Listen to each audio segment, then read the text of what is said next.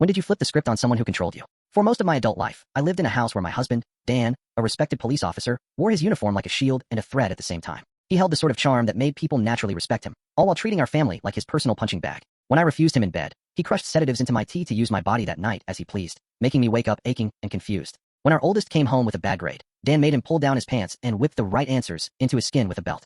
The worst moment was when he saw me looking in the direction of a stranger at the park and pressed his thumb into my left eye until everything went red and blurry, hissing in my ear that no one would ever want a woman like me. Multiple times in our marriage, I tried reaching out to others for help, but any time I tried opening up, people looked at Dan and saw a hero, and looked at me and saw a liar. My parents treated me like a burden, my friends drifted off, and I learned to hold my secrets tight. Everything changed the night he dragged me across the living room by my hair because I begged him to stop kicking our youngest, who was crying, coughing, and turning blue. I remember staring up at him while he laughed in my face and said, "What are you going to do about it? Call the police?" I am the police. I realized in that moment he was right. Nobody would ever help us. So, I stopped looking for rescue and started planning. I began sending anonymous tips to his department, copying little pieces of evidence about his temper and violence from texts and bruises, and sending them to internal affairs and HR. I never used my name, and made sure it sounded like it could have come from anywhere. I planted rumors with the other police wives, whispering that Dan was getting worse, but never saying more than enough for doubt to grow. I installed security cameras and hid them well. At home, I waited until he left and started practicing with his firearm, loading and unloading it, pulling the safety, and teaching myself how it worked. It was the only thing that made me feel a little less helpless and a little more prepared. The night everything fell apart,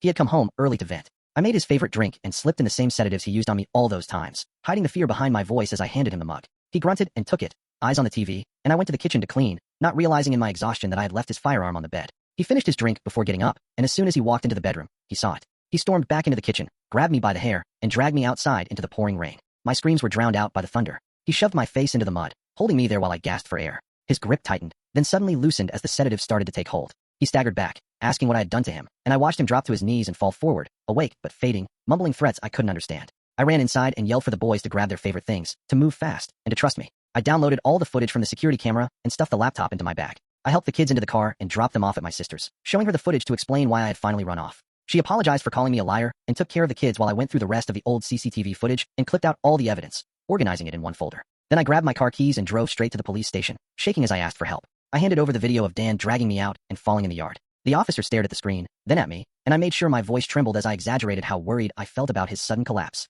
I left the folder of the other evidence open underneath the video by accident, and saw their faces turn pale as they started looking through everything. One of them called for the chief, who demanded backup to head to the house immediately, while the officer in charge stayed to help me open up a case against Dan. He survived and accused me of setting him up, but this time the truth stuck harder than his badge ever could. The evidence buried him before the mud even had a chance to dry.